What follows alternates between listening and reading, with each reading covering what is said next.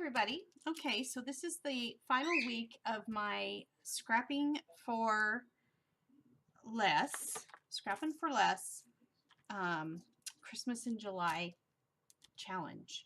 And if you need to know the details of the challenge, just read in the box below. And good luck to you. For my final week, I want to feature two products that I got at Scrapping for Less. One of them was this let's see if I can get that to focus in. It says it was by Scrap and Berries. It's a paper collection, a 6x6 paper collection, and it's called Holiday Romance.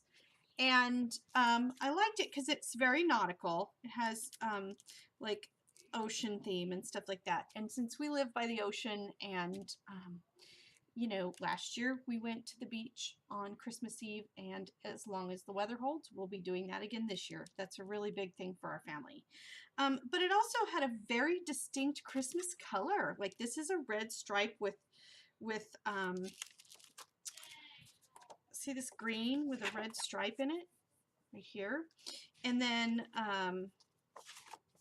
this feels like it could be used for Christmas. I'll just kind of go through this collection. It's kind of pretty, but I'm definitely going to use this paper today. I mean, this could easily be used for Christmas. That could be used for Christmas. This doesn't feel very Christmassy, but the colors go, right? So when I'm scrapping my beautiful beach Christmas photos, I think this will look fabulous. This is definitely not Christmas, but I have lots of summer beach photos that will go well with that for sure. This stripe feels very Christmassy. This is not necessarily Christmas, but it could be, and it's beautiful. And look at this with these seashells. Oh my gosh, I just love this paper.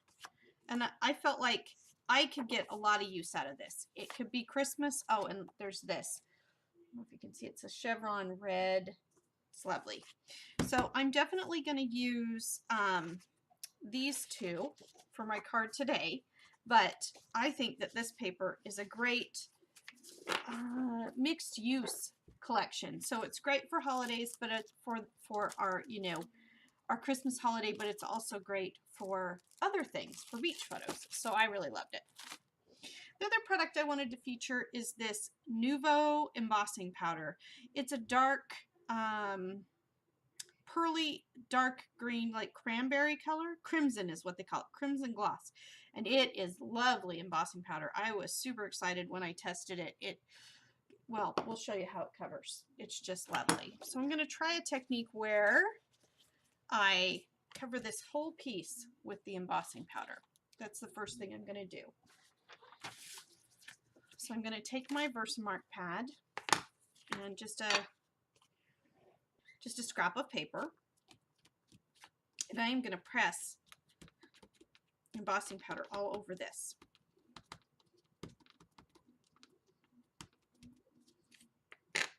And just get it thoroughly, the Versamark, just really coat it. This is not the cleanest Versamark pad, but it doesn't matter because we're covering it with a beautifully opaque, shiny, pearly embossing powder. Again, something new to my collection. I did not have a crimson, pearly gloss embossing powder. I mean, doesn't everybody need one of those? It makes me laugh. Like you need something of everything. Like I don't have a green pearly embossing powder either. I better start looking for that. Scrapping for Less had a lot of these Nuvo embossing powders, so I will definitely be going back for more now that I know how nice they are. And look at the beautiful bling top you get. That just makes everything wonderful, doesn't it?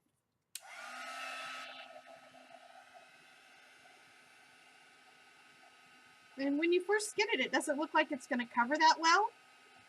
But once it melts, you can see the coverage. The coverage is phenomenal.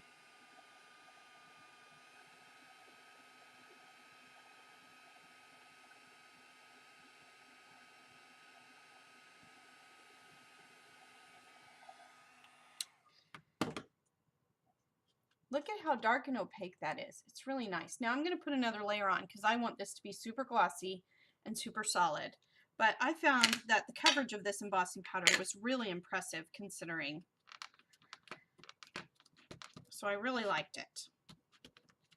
And it heats nice, doesn't seem to burn easily. One of the things that can happen with these pearl embossing powders that are very opaque is that they can kind of separate. Like a lot of times colored embossing powder is a white embossing enamel covered with a color coating. And when you actually emboss them, you can see the like they separate, and you can see the white and the color separate from each other. And I don't see that happening at all here, which is wonderful. They've done a really good job formulating this particular embossing powder.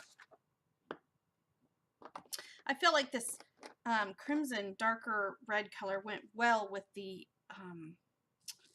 sort of vintage color scheme of that paper too. That's just a lovely piece.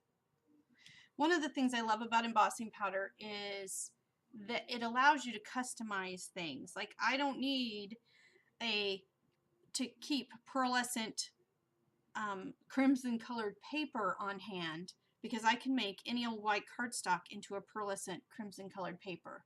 But then I can do, you know, a ton of other things with this embossing powder. There are so many techniques that you can do with embossing powder. All right, so I am going to take my archival ink and this stamp that says Season's Greetings. It's a really old, cheap stamp that I think I got at a dollar bin several years ago. And I'm just going to stamp that with archival ink right on that ink. And notice that it's not, I'm not trying to get an indent, I'm just trying to put that on top.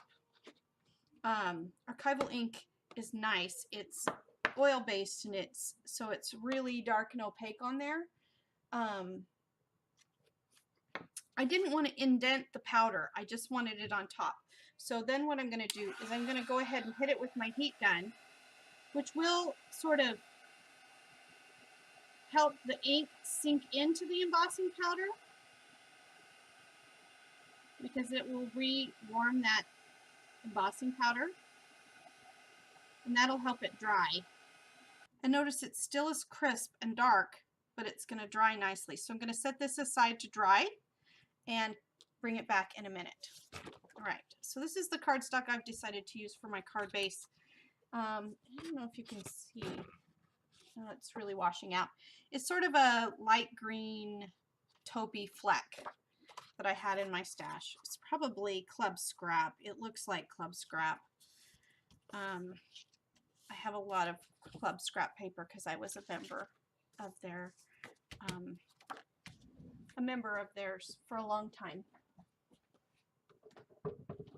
of their club. But it's a beautiful, beautiful cardstock. So what I'm going to do is just do a simple grid pattern. So I want to think about if my card, I want to be able to reveal this paper because it's so lovely. So let's say we need a 1/2 inch on both sides. So that means I need 4.5 wide by 3 3/4 tall, or 3 1/4 tall. So if we need it 3 1/4 tall and we're cutting that in half, half of 3 1/4 is 1 1/2 plus 1/8, 1 5/8. So I'm going to do a 1 5/8 cut crossways. And then I want to do this, and we said it was 4.5, so 2 1/4 and 2 1/4.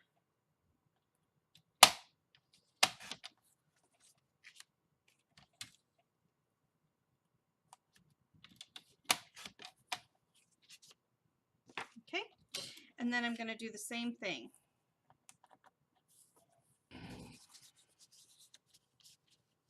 So I'm making kind of a patchworky quilt type thing here. I'm going to do this. and create sort of a grid pattern. All right, so I'm going to get my trusty PVA glue. Beautiful grid pattern, and then I'm just going to put this right over the top. And it's so shiny and fabulous. And notice I touch it and it doesn't smear, right?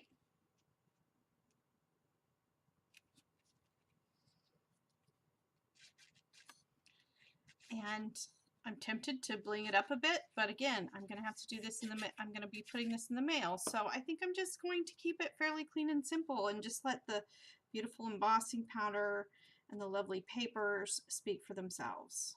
And it's going to be a quick and easy card. But you could throw some sequins on here. You could have put another layer underneath of this grid. That would have been nice. There's a lot of things you could do to make this particular design, which is a very, very simple design. You could put some fibers on there or some ribbon. You could have stamped a background. There's a lot of things you could have done to make this even more glamorous and fancy, but I would like to try to keep these Christmas and July cards fast and easy. So I'm just turning it upside down so that PVA glue will stick. And there it is. This is my fourth and final Christmas in July challenge card. And remember, go to the description below and check out the challenge and how you could win a $20 gift certificate to Scrapping for Less, the Scrapping for Less website. Thanks so much. Have a great day.